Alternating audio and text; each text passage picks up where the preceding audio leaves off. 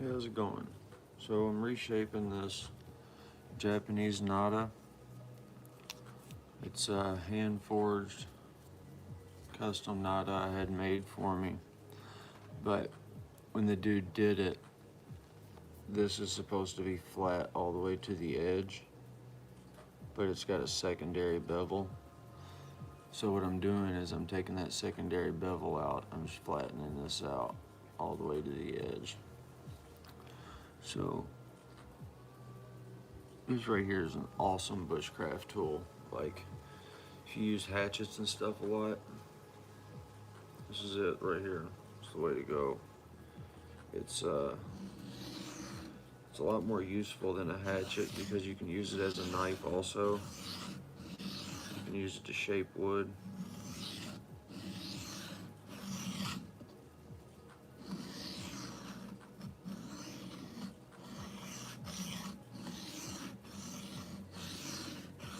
So right now I'm on a 320 grit diamond stone. Just keeping this flat.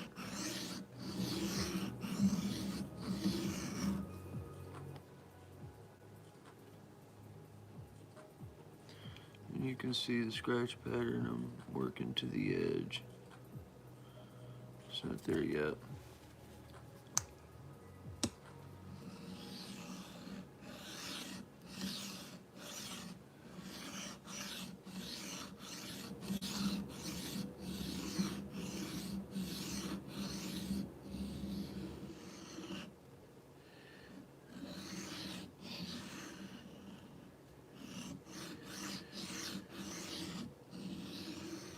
I think what happened is he did this on a slack belt,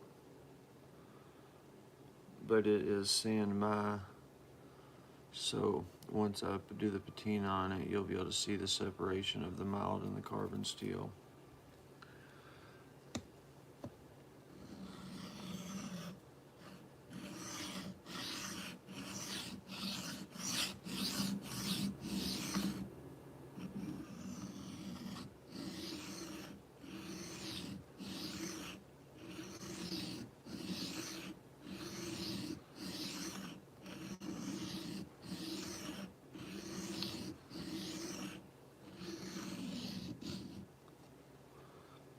Hey, thanks for joining.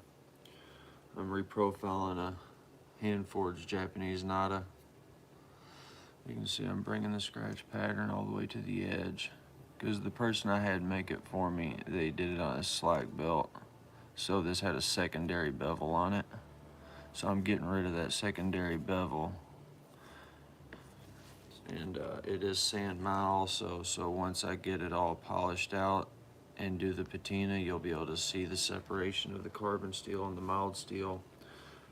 Best bushcraft tool ever, right here. So good.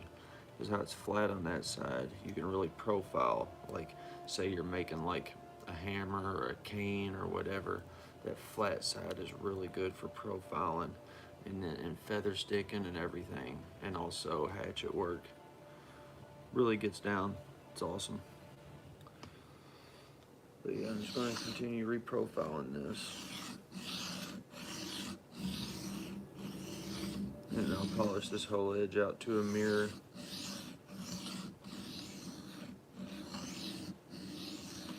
There's something I really enjoy about really big edge bevels like that.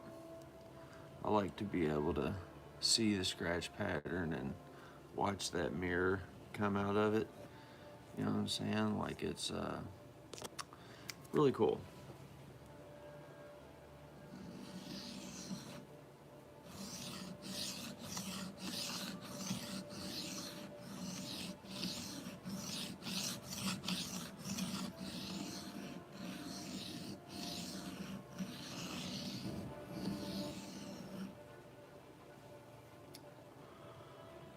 You know, it's wild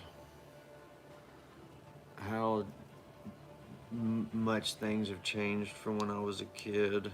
Like, because I grew up in the projects and, like, really rough. Like, I've basically been on my own since I was about 13. And Like, I don't know how I ended up being a redneck, but I did.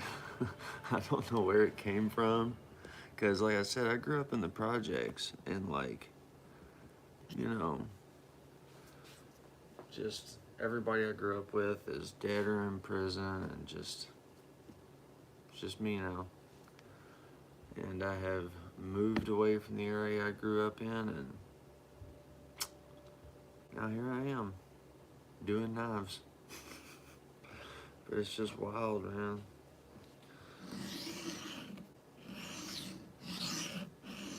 Yeah, we're gonna get this thing shaped up proper.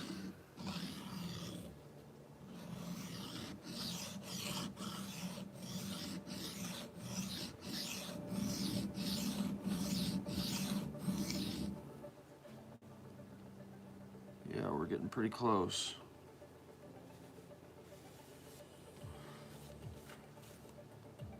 Yeah, that scratch pattern's getting good. We're getting pretty close. Sorry, there we go. Yeah, we are getting there. Alright.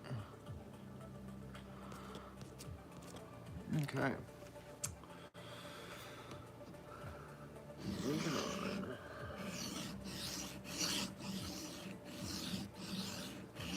But there was this one time, my brother had a bunch of people coming after him, and like they were all mad at him because what happened is this dude had stolen my brother's dirt bike, right? And my brother seen him later on and beat him up. Well, after that happened, the dude got a whole bunch of his friends together, and they started looking for my brother, right? And they were calling all over the place, like, where's Kenny at, and all that, and like, 'cause it's my brother's name, Kenny. And they're all looking for him, and it's just, they were calling everybody and looking for her, where's Kenny at? And then so my brother tells one of my friends, yo, tell him where I'm at. And they're like, what, really? And he's like, yeah, tell him where I'm at.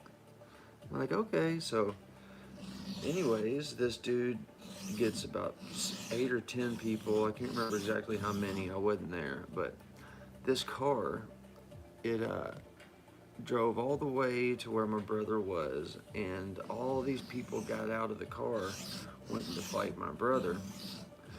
My brother is an absolute nut, right? Well, anyways, he comes out of the house with a 9mm, pow, pow, pow, pow, pow, just shooting at him. I'm like, whoa.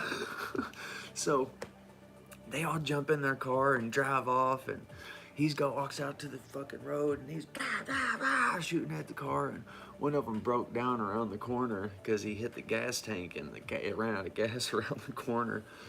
And then one of the dudes in the car knew my brother from the past, and he's like, y'all don't understand, he's crazy, he's gonna kill all of us, and he was crying and stuff. And this is just what I heard from later on. But anyways, my brother ended up in all kinds of trouble, right? He's looking at big charges, like wanton endangerment, assault first degree, and so he's like, yo, you want to be Mexican with me? And I'm like, I mean, I guess, dude. I'm like 17 at the time. He's 19. And, you know, I've been on my own since I was like 13, you know, so I had a car and I had a job and everything. And I'm like, all right, let's do it. So I left my car with my grandma. We got on a Greyhound bus and went to Mexico. So we get to Juarez, Mexico, and we're like, yo, there ain't nowhere we can stay here. Like, we're like in Mexico, like a couple idiots with like, we had like $400 and like no car. Like, we had just a few changes of clothes, and we're out there, and like, it's so stupid. And anyways, long story short, we're living out here, basically living at a bar, and with nothing. And we're coming across the border one time. Like, we have to come across the border. I don't remember what for. We had to come back to the America side. And when we did, my brother had a warrant, so he got arrested at the border. Now I'm alone in El Paso, Texas. I'm like screwed. So I'm like I call my grandma and I'm like, yo, can you help me get a Greyhound back home? She's like, no, no, I can't. I ain't got no money. So I'm like, damn. So I spent the next 3 weeks or so hitchhiking back to Kentucky, and it was a wild scene. But it's wild where I've ended up, because I just lived crazy like that for so long, and then I finally decided I had enough, and I moved to the east end of my town where it's like the rich area, and I lived in my truck in a rest area, and I stayed at that rest area for like 3 months and worked the job that I have now. I got the job I have now, and I cashed my first paycheck, and then the next 3 I saved them. I didn't cash them at all, and then I cashed them all at once, got an apartment, and here I am, kicking ass. And I have been just cut everybody off from the past and just started a new life. I got my wife, we got a child, and life is good now. And now I do bushcrafting stuff. It's just crazy how life changes, you know.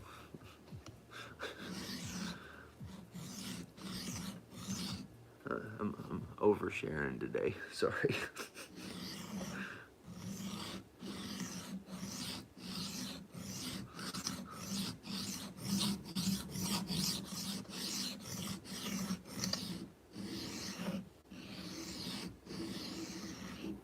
Let's see where we're at. We're really close. Looks like yes, I am. I'm a Catholic. I grew up Baptist, but then after reading all the church fathers and everything and the actual history of the church, I came home. Because it's, you know, not really wanting to get into that debate, but yes, I am a man of God.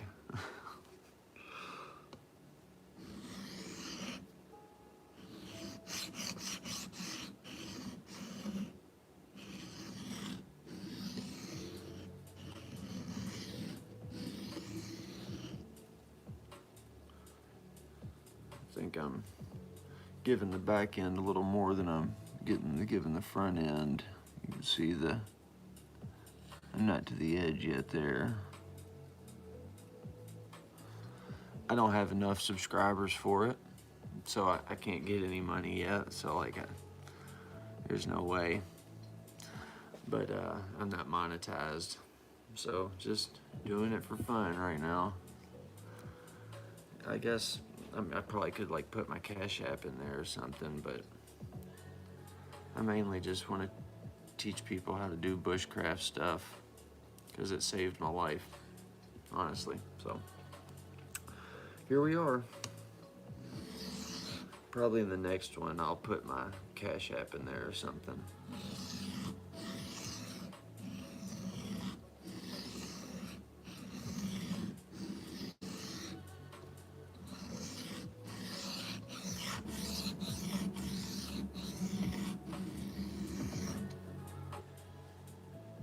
Yeah, this is looking good. Oh, thanks, man. Oh, thanks. I appreciate that. Cool, man. I'm gonna give you a follow back when the stream's over. I'll look you up and follow you back, man.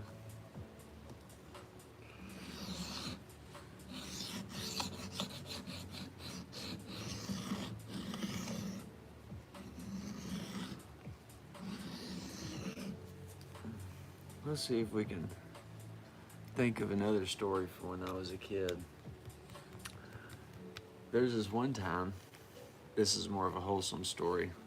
So I went to this, like, it was kind of like a boys' home thing, but they had a school attached to it. Me and my brother went to it for like a year, and we used to catch the bus home from school.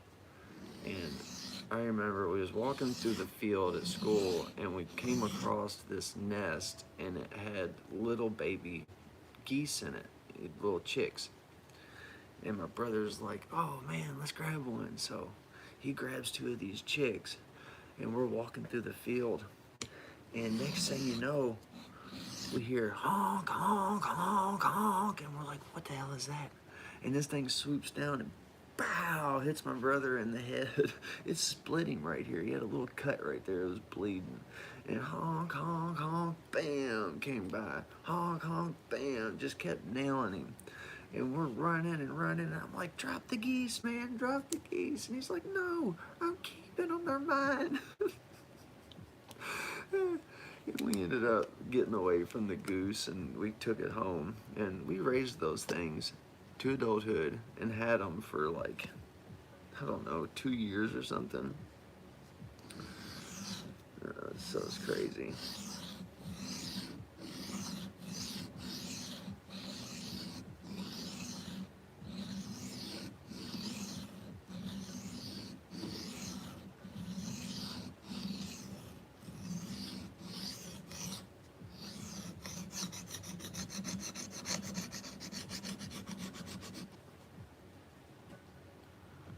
Ah, thanks, man.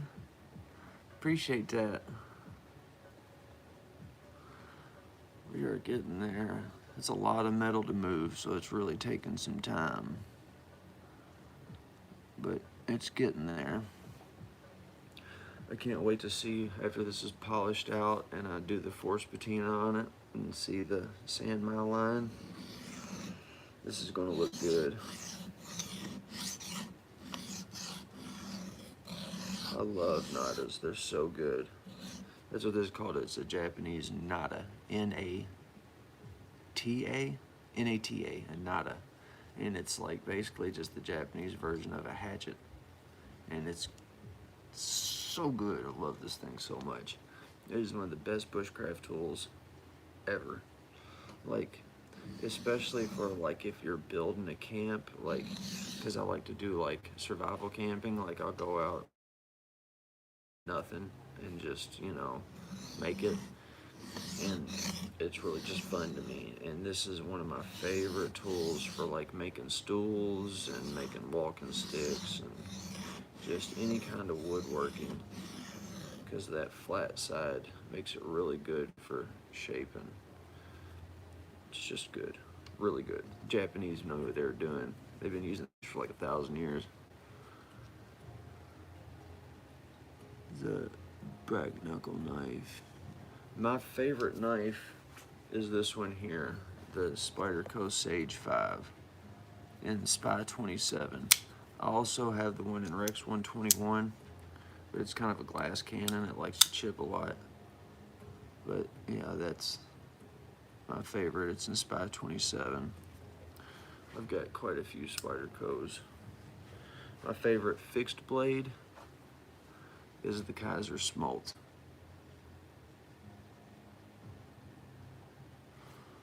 I just did a sharpening video on that guy. This is a good little fixed blade. I like small fixed blades. Like, obviously don't take it in the woods, but it's my daily carry. Carry it every day at work. But Spyderco just makes really good knives, man.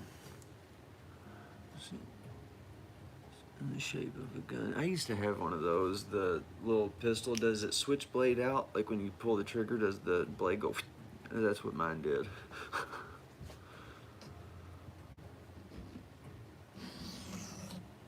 Or you mean it's actually, I get it. Never mind. Or is it actually a knife? Is it a gun or is it a knife?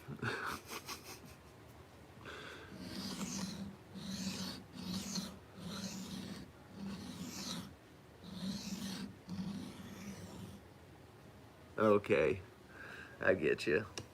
Yeah, my second knife right here.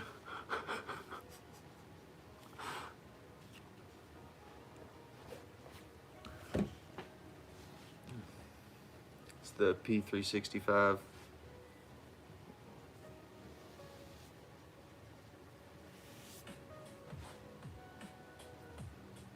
Well, Beambus, what we're doing here is we are reshaping our Japanese nata,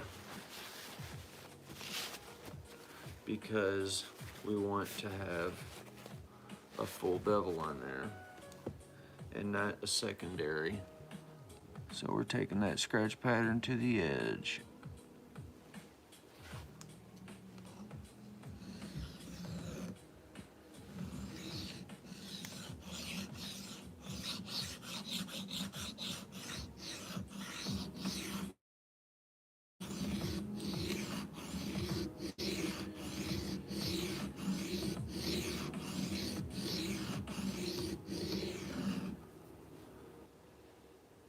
Getting close.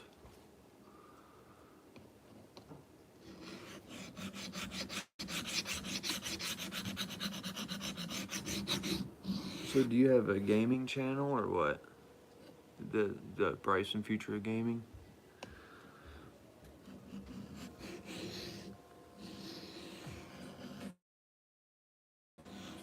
Hey, what up? Gulu, is that right? Gulu?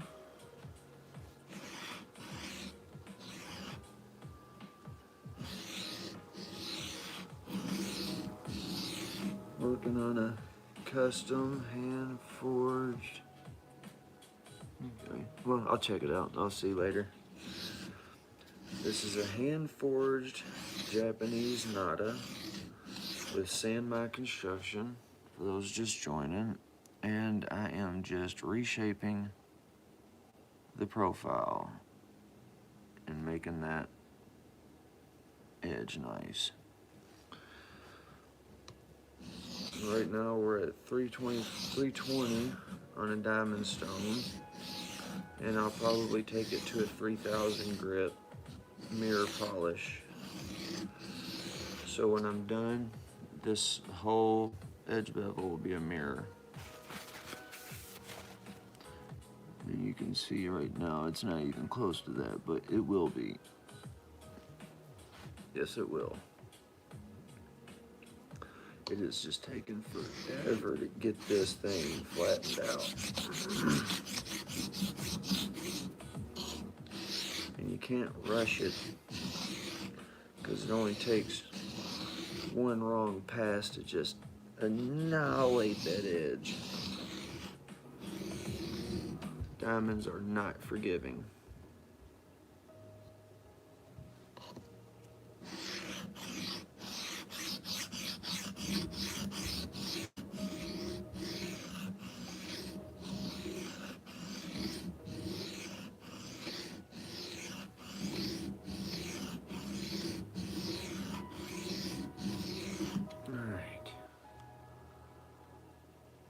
Looks like the back end is about there.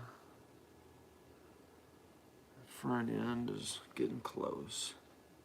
My finger, I sliced the hell out of it, man. I was cleaning the knife off and I was pinching it like that really hard and pulling, and I caught the belly and it sank right in there. Sucked. I got another thumb sliced up, got damn cut right there. It's the nature of doing this. Oh, gotta get my boy, hold on. I'm not signing off, I'm just grabbing my boy and getting him fixed up. Hey, there he is. Oh, good morning, son. Oh, there he is. Ah. Yeah. Oh, all right. It looks like I'm gonna have to sign off and check you guys in a little bit, but I will be back on after I get him settled to finish this, so probably like 20 minutes or so. See y'all in a little bit. Take it easy. I would show him, but I don't want my kid on the internet, you know what I'm saying? Say hi, Van. Yeah, there he is. Anyways, appreciate y'all for hanging out. Like, share, subscribe, all that stuff. I'll be back in a little bit. Peace.